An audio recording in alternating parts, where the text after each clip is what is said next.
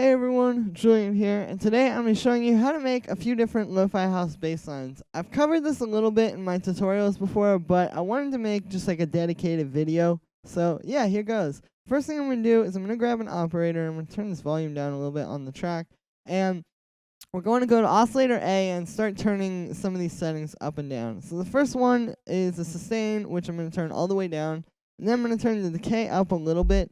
So we're making like kind of a plucky sort of bass sound. You don't really want like long sustained basses with a lot of lo-fi house music. It seems like the basses I hear a lot are more like plucky, faster, sort of like almost more percussive kind of bass sounds. And then the next thing I'm gonna do is I'm just gonna turn the release up a bit. Okay, that's good. Then I'm gonna change oscillator A's waveform to a square wave. And we're going to turn on the filter, and we're going to turn the frequency down a little bit, or actually a lot. So it's just like that. Maybe turn the resonance up to give it some kind of like low-mid bump with the whole harmonic content thing. Then I'm going to go to my audio effects, and I'm going to grab a saturator, and we're going to turn the drive up a little bit. I'm going to turn the depth up a little bit. Or actually down a little bit. And, you can just kind of play around with these settings until you find something good. Like, this is pretty solid to me. So the next thing I'm going to do is I'm going to grab an erosion, and we're just going to turn this up a little bit. And what this is going to do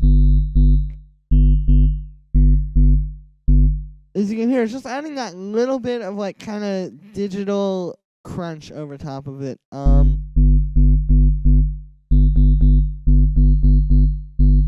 Which is a nice effect, I think. And the next thing we're going to do is going to bring this out even more. So the next thing I'm going to do is I'm going to get a vinyl distortion. We're going to set the pinch to mono, and we're going to turn the drive down a little bit. And I'm just going to start playing around with this tracing model and pinch settings until I find something I like.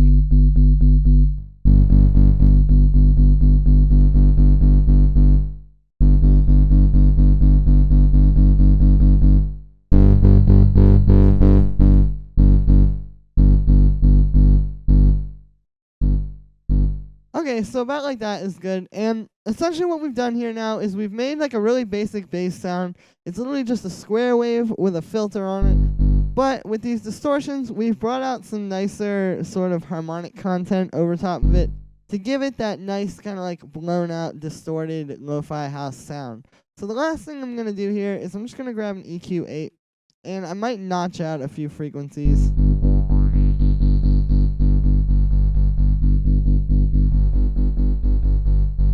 Like, around there. But really, the sound is done. Again, with lo-fi house, you really don't want like this super long kind of like sustained basses or anything like that. It would really be more of a sort of like plucky kind of bass sound that you would use in this style of music. So that's how we did that. I'm going to show you how to make one more sound pretty quickly for this style of stuff. So we're going to get another operator, and this time we're going to use some FM synthesis. So I'm going to keep oscillator A as a sine wave, but I'm going to turn the sustain down, turn the decay up, turn the release up a little bit, very similar to the sound we just made.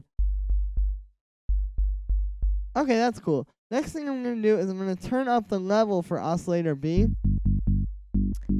And then we're going to turn the sustain down and maybe turn the release up. And give it a little bit more decay. There we go. And I'm going to turn this coarse pitch up to 2. And there we go. So we've got a pretty solid little donk kind of bass sound. And you could even go to 4 on the coarse pitch. But it gets, after that, it gets a little bit too kind of like metallic and digital. But anyway, after that, we're going to actually turn on this pitch envelope. I'm going to turn it up most of the way, not all the way, but maybe to like 71% or something like that. And I'm going to turn this decay down.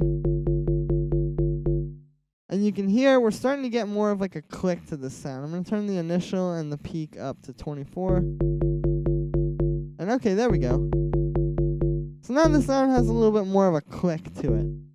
Next thing I'm gonna do is I'm gonna get another erosion, and we're gonna do a similar thing that I did on the first sound, where I'm just gonna give it a little bit of that kind of digital crunch, and then I'm gonna get a saturator after that, and we'll start turning up the drive a little. Yeah, there we go.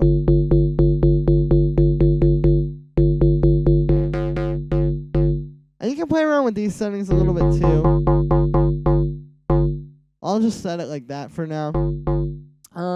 And then I'm just going to grab another EQ8 and just play around with some of the frequencies here and try turning some things down.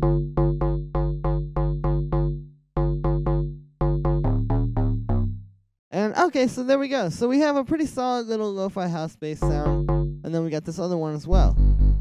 So that's really going to be it for this video. I mostly just wanted to talk about how to make some kind of simple sounds that you can use in a lot of different tracks. It's really not that hard to make basses for this style of music. Again, it's just a matter of sort of like making simple bass sounds that are more like plucky and fast, and then just sort of adding effects over that to give it the lo-fi sound and bring it into that world, and not just have it sound like digital and sort of synthesized, I guess. But yeah, so that's gonna be it for today, guys. Make sure to let me know what you think in the comments, and I will see you guys again tomorrow with another video.